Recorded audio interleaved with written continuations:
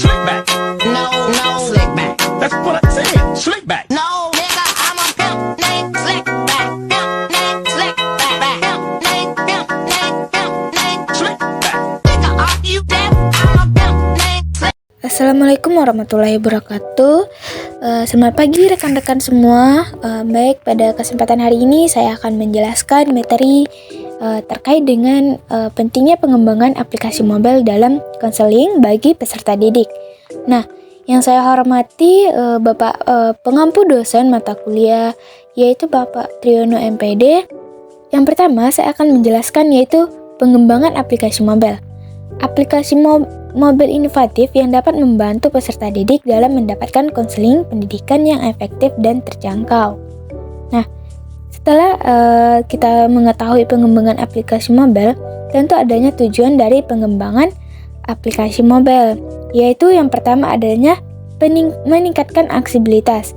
Nah, dengan tujuan ini yaitu dapat memastikan bahwa peserta didik dapat mengakses konseling secara mudah dan kapanpun mereka butuhkan. Nah, yang kedua yaitu adanya menyediakan informasi dan sumber daya. Nah, tujuan dari menyediakan informasi dan sumber daya ini yaitu menyajikan informasi dan sumber daya yang relevan untuk membantu peserta didik dalam menghadapi tantangan dalam dunia pendidikan. Nah, yang terakhir yaitu tujuannya meningkatkan keterlibatan peserta didik. Dengan ada tujuan meningkatkan keterlibatan peserta didik, dapat menggunakan fitur interaktif untuk memotivasi peserta didik dalam mengikuti program konseling pendidikan. Nah, setelah kita mengetahui tujuan dari pengembangan aplikasi mobile, tentu adanya kebutuhan konseling bagi peserta didik. Yang pertama yaitu adanya bimbingan pengembangan karir.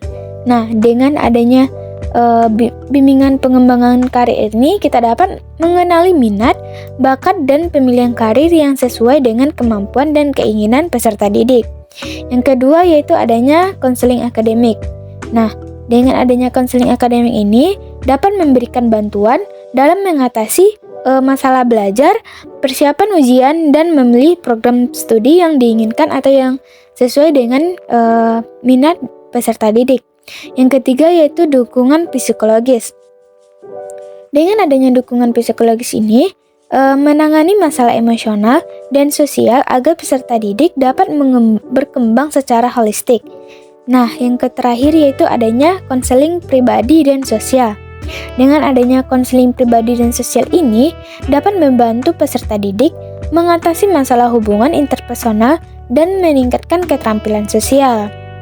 Nah, teman-teman, itulah kebutuhan konseling bagi peserta didik.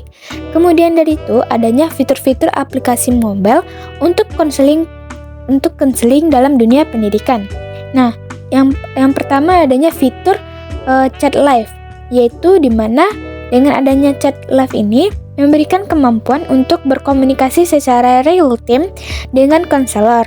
Nah, yang kedua yaitu adanya jadwal konseling, di mana fitur jadwal konseling ini memudahkan pengaturan jadwal konseling secara online untuk kenyamanan bagi peserta didik. Nah, yang ketiga itu adanya modul pembelajaran interaktif. Nah, di mana dengan adanya fitur modul pengembangan interaktif ini menyediakan konten pendidikan interaktif dan dapat meningkatkan pengembangan peserta didik. Kemudian, setelah adanya fitur aplikasi mobile ini, adanya proses pengembangan aplikasi mobile. Nah, di mana dengan proses pengembangan aplikasi mobile ini terdapat terbagi beberapa tahap, yaitu di mana tahap pertama adanya riset dan analisis. Di mana pada tahap pertama ini kita mengidentifikasi kebutuhan peserta didik dan konselor serta menentukan fitur utama aplikasi. Nah, kemudian masuk ke tahap kedua yaitu adanya desain dan pengembangan, yaitu di mana pada tahap kedua ini kita membuat prototip aplikasi berdasarkan analisis yang telah dilakukan dan mengembangkan fitur-fitur yang dibutuhkan oleh peserta didik. Nah, yang ketiga yaitu adanya pada tahap ketiga ini kita melakukan uji coba dan evaluasi, di mana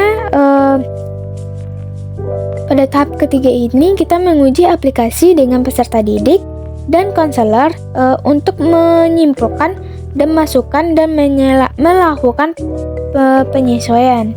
Nah, kemudian masuk ke tahap terakhir yaitu adanya peluncuran dan perawatan, di mana pada tahap keempat ini kita meluncurkan aplikasi ke publik dan terus memperbarui dan memperbaiki berdasarkan umpan balik bagi pengguna. Nah, yang ketiga yaitu adanya manfaat penggunaan aplikasi mobile dalam konseling pendidikan.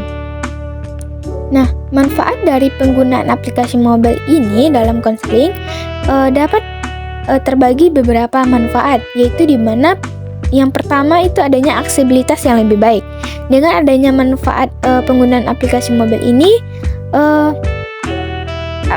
aksesibilitas yang lebih baik memungkinkan peserta didik untuk mendapat konseling pendidikan tanpa terbatas oleh waktu dan lokasi, sehingga peserta didik dapat melakukan konseling tanpa adanya batasan atau waktu yang dibatasi. Yang kemudian yang kedua yaitu adanya efisiensi dan penghemat waktu. Nah, manfaat dari efisiensi dan penghematan waktu ini mengurangi waktu yang perlu untuk mengatur dan melakukan sesi konseling secara langsung. Kemudian, manfaat yang ketiga yaitu pengalaman konseling yang lebih interaktif. Menyediakan fitur-fitur interaktif seperti tes, kuis, dan mode belajar untuk meningkatkan pengalaman peserta didik.